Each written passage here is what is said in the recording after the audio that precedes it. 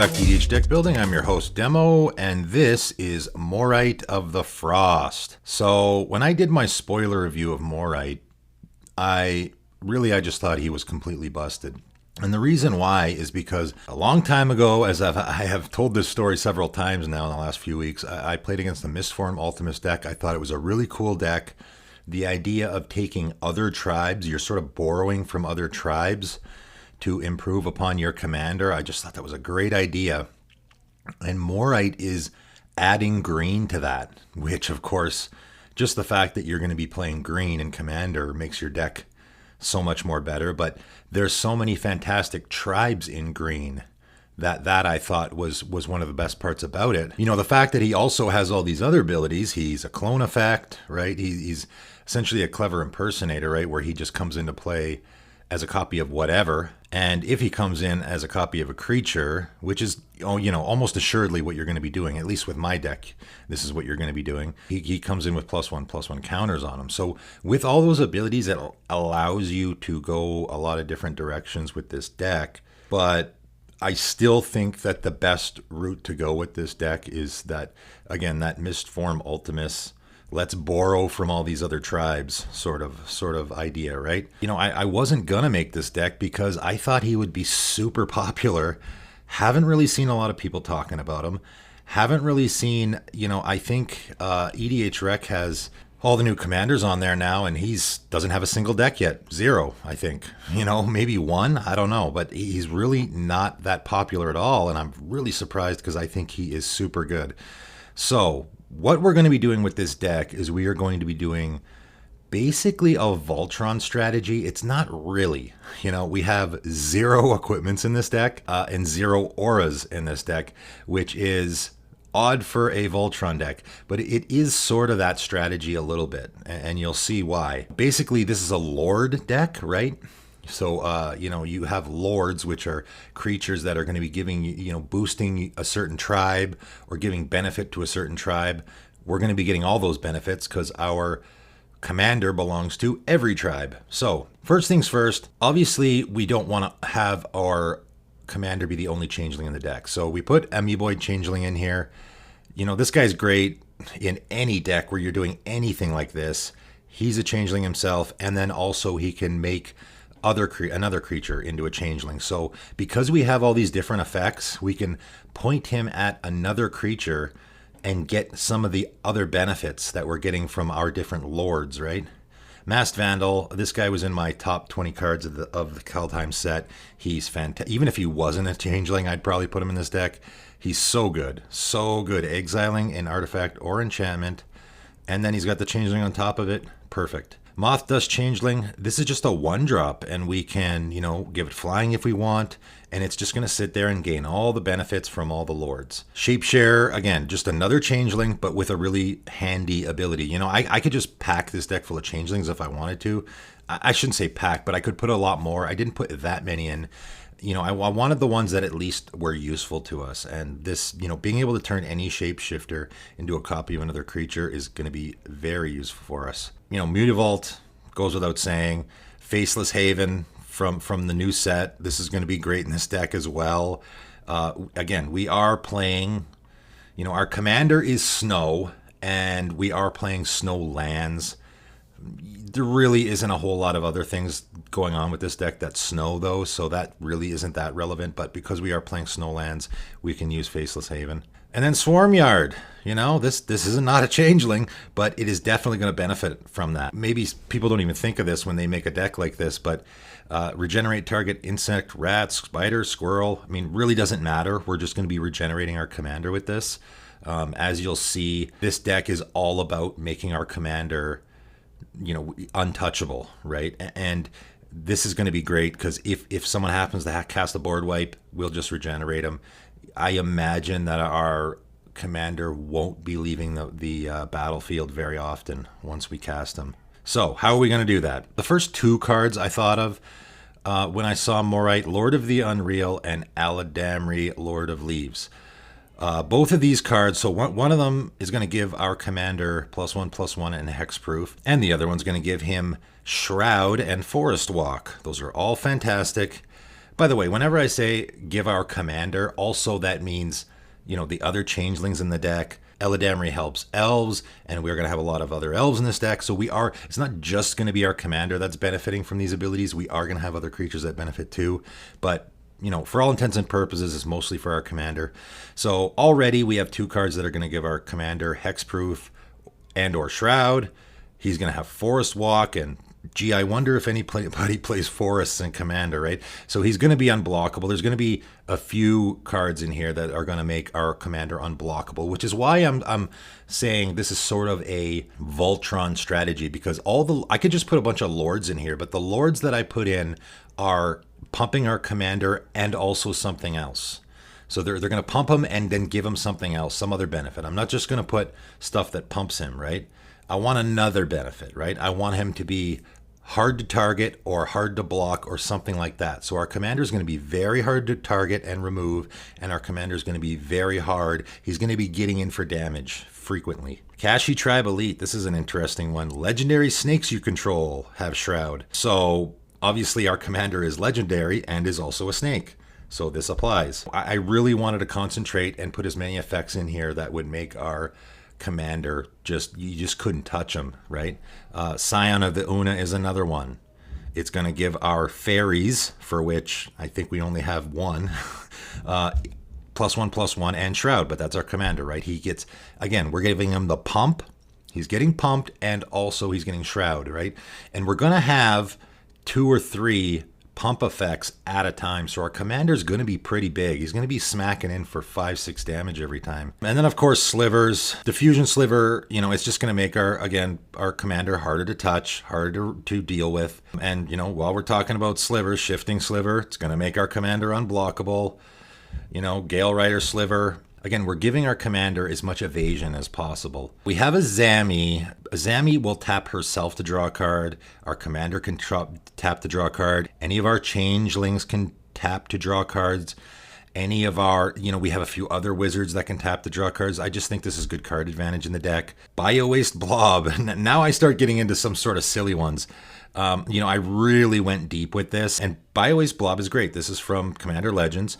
Gives all of our oozes, so our commander, +1/+1. And at the beginning of your upkeep, if you control a commander, which we will, almost assuredly, you create a token. So we create another Bio-Waste Blob, which is then going to give our commander another +1/+1. And it's going to give this creature also, any other oozes, another Anthem effect. It's important to note here, there are certain lords that, again, our commander comes into play as a copy of something. So there are certain lords that we really are going to want to copy. There are other ones, though, that are even better in this regard. Obviously, we're going to have to play elves. Elvish Archdruid pumps our commander. It's going to pump all our other elves. We do have a considerable amount of elves in this deck. And then, it's a pretty significant mana dork. Even if we just have our commander in play, Archdruid is going to tap for 2 green, so that's worth it. We have Azuri, again, because I like the regenerate effect. Azuri can just sit there and we'll hold up a green mana so we can regenerate our commander if we need to, because we want to be able to... Basically, he's going to be untargetable, but you can still get him with a board wipe, so I like that we can regenerate him, and then, of course, we can use the overrun later on if we want to. I like Ren's Run Packmaster. It has Champion and Elf. This one I was sort of on the fence about. I don't love it. Wolves, so it's going to give our commander Death Touch. We can also make wolf tokens with it, which is, this isn't a super mana intensive deck. We're just going to be attacking with our commander. So there is lots of cases where we can make wolf tokens.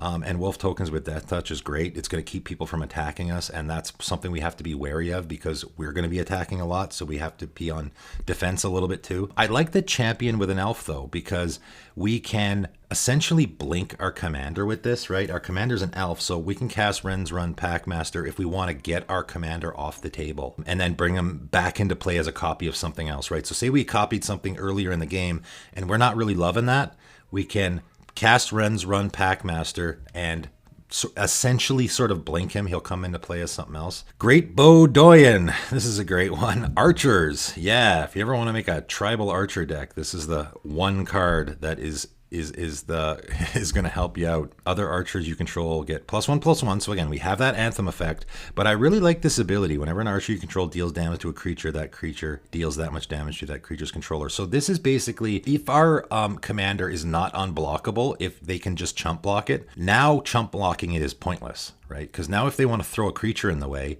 we're going to kill their creature and we're still going to deal them damage. That's why I like this one so much. Feline Sovereign. So cats you control get +1/+1 and have protection from dogs. This seems kind of silly if you think about it, but it actually is going to be significant because what we can do is we can, first of all, it pumps our commander and it gives our commander protection from dogs, which, you know, I don't know if that's going to matter too much. Again, we do have Amboid Changeling and we can make someone's creature into a dog. So there's that, you know, it's a bit of a stretch, but it is there. But also we're going to be connecting with our commander a lot, right? Whenever one or more cats you control deals combat. So whenever our commander connects with someone, we can destroy an artifact or enchantment they control. That's fantastic. I like Gargos in this deck, okay? And I'll tell you why I like Gargos in this deck. First of all, it's the only Hydra in the deck, okay? So Hydra spells you cast cost 4 less to cast. So all of our changelings cost 4 less to cast, which isn't really significant because they're all cheap anyway. But our commander cost, this is just your commander costs 4 less to cast, which later in the game, you know, if we have to cast him even one more time, we don't have to worry about commander tax essentially. But also the other ability I like, I mean, first of all, he's an 8/7 with vigilance, so that's a pretty good blocker. But whenever a creature you control becomes the target of a spell or ability, right? So this second ability has nothing to do with Hydras, right? It's just a good ability. So whenever a creature you control becomes the target of spell or ability, Gargos fights up to one target creature you don't control. So if someone is trying to remove we have lots of creatures in this deck, okay? We got 37.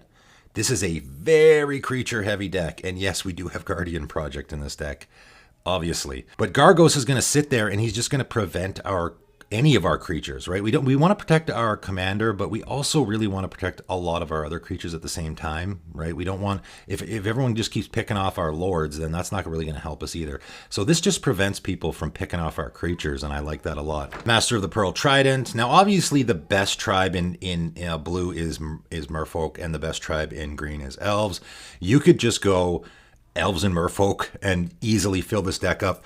I just thought that was kind of boring, and you know, I wanted to go a little far out there, and there's some really neat effects with some of these other lords, and just pumping our commander and nothing else, I thought, that's a little boring. I wanted some other effects, but this one's going to give, again, we're getting that pump effect and also Island Walk, so he's going to be unblockable for the, you know, blue. Again, we're playing blue and green, and we're giving Island Walk and Forest Walk. That's going to be pretty advantageous for us. This is an interesting one. Mere Galvanizer. Again, it's an anthem effect for our commander, but it's also going to untap our commander. We're going to have this big, beefy commander, and it'll be good that we can swing with it and then untap it and use it as a blocker.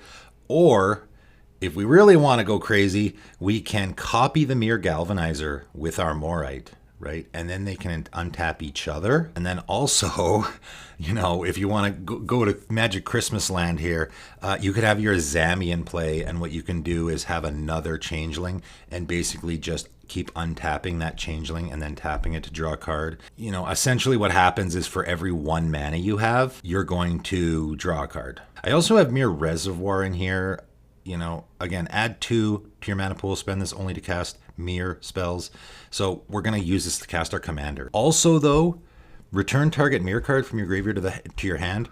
Again, this is another case where if our commander dies, we don't have to put him in the command zone. We just pay 3 and put him back in our hand. Or we can use that effect for any of our other shapeshifters, right? Any of our other changelings. This is a great one. Ferris Band War Chief. 3/3 Vigilance, Trample. Other Centaur creatures you control get +1/+1 and have Vigilance and Trample. This is great. So it's going to give our commander +1/+1 and Vigilance and Trample. Again, I'm going deep here. One of my favorites, Sashiro the Anointed. So this is going to give our commander +2/+2. This is a double anthem.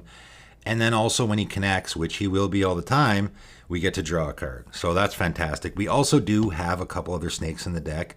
You know, I got Coiling Oracle, so Coiling Oracle is going to be a 3/3, and when it connects, we draw a card. So, you know, there are other creatures just out of circumstance, like Farhaven Elf, right? Farhaven Elf is a card that I'm gonna put in this deck anyway. It just happens to be an elf, right? So we're gonna get that benefit from it. Tendershoot Dryad, again, this is just a great card. It's just a card that you could just put in any deck. People play it in lots of different decks just because it's fantastic in Commander. When we have the City's Blessing, which won't take long and never does with Tendershoot Dryad, we're gonna give our Commander +2/+2. And then probably the best one of the bunch is Timber Protector. Other tree folk you control get +1/+1. So again, our commander is going to get another Anthem effect and also indestructible. Ooh, that's so good.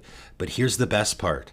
This is definitely a lord. Like, there's lots of lords that would be super beneficial for us to copy with our commander. This is one of them, right? Because if we can get our Timber Protector out and then copy it with Moritte, they make each other indestructible, and then you're really off to the races, right? That's something we definitely want to look for if we can. Obviously, we are going to also take advantage of the fact that our commander comes in with +1/+1 counters and copies another creature. So right away you think of Persist, Glanalendra Archmage, and Woodfall Primus. Again, they're just good cards. This is why I think this commander is so busted, because I'm just putting cards that are really good in my deck anyway and taking advantage of them, right? So both of these guys have Persist. If our commander copies them, when it dies, it's going to come back into play because it has Persist. It's going to have a +1/+1 counter. We copy the Woodfall Primus or the Glenelendra Archmage again and rinse and repeat. We don't have any sack outlets in this deck. If we wanted to, we could do that. I didn't go that route. It's kind of mean to keep sacking your Woodfall Primus and destroying everyone's lands, I think. So I didn't go that route. But we do need to have stuff that our commander is going to copy, right? Our commander has to come in as a copy of a creature. So we need stuff that it's going to copy. That's why I put Predator Ooze in here. I think I was trying to think, what's a good creature that I get out and copy it with my commander? Predator Ooze is perfect. I also put Glasspool Mimic in here. I thought, why not have another clone effect? I didn't want to go too crazy down that route either. But again, we can Glasspool Mimic our Timber Protector, if we don't want to do it with our commander. Any of these Anthem effects, any of these, give our creatures Shroud or Hexproof or whatever, any of those effects is going to be a great thing to copy, and to make more of. I also have Hadana's Climb in this deck. I thought, you know what, we want to take advantage of that +1/+1 counter thing a little bit. I didn't go too much down that road, but our commander comes into play with 2 +1/+1 counters on it, regardless of what it's copying. So, at the beginning of combat on our turn, we put a +1/+1 counter on it, and then it's gonna have 3. So it's going to have 3 right out of the gate. We've cast our commander and immediately put a counter on it, and we get to flip our Hadana's Climb. In a Voltron-style deck, Winged Temple of Oraska is fantastic, right? Because you're going to give it a +X/+X and flying, so it's really going to go to town. A couple other silly little things we might be doing in this deck. Taveri's Veil. I first saw this played a long time ago in a Edric deck. It is super good in an Edric deck because you can't board wipe. Right, the Edric guy will attack with all his little creatures, and then all of his creatures phase out at the end of combat, and then you can't. If you board wipe, it does nothing. It's so good in that deck. So good in this deck too. Again, another way that we're going to protect our commander. He's going to be swinging every single turn. At the end of combat, he'll just phase out, and then if someone board wipes, he's saved. He comes back in on our Untapped Step, right? See the Unwritten. I put this in here just because we have so many creatures. Almost guaranteed we're going to have that power 4/4 or greater. There's not really a lot of big creatures we can get off of this, but it doesn't matter. We have a lot of 4-drops and 5-drops.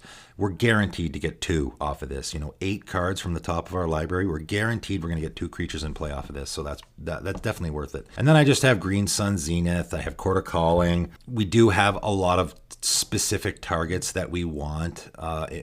Maybe we want to go get our Feline Sovereign if our opponent's playing lots of artifacts or enchantments. Maybe we want to get our Gargos if our opponent is targeting us lots. Maybe we want to go get a Shifting Sliver if we want our commander to be unblockable because our opponents have lots of blockers. Or more than likely, we probably just want to get Lord of the Unreal or Eladamri. Those are the 2 that I would probably go after first because they are making our commander hard to kill and also making him unblockable. Those are the kind of things that we are engineering towards. Let's make our commander hard to kill and let's make him unblockable. So we have lots of those effects. I just think that this deck is going to be a beast, and I am really surprised that it isn't more popular. I thought it would be. But I guess you just never know with these kinds of things, right? So I'm perfectly happy for this commander to be, you know, a little more off the radar so that I can make a deck with it and play with it. We'll see. It's still early, so we'll see what happens with this. But I think this deck is going to be fun and interesting to play.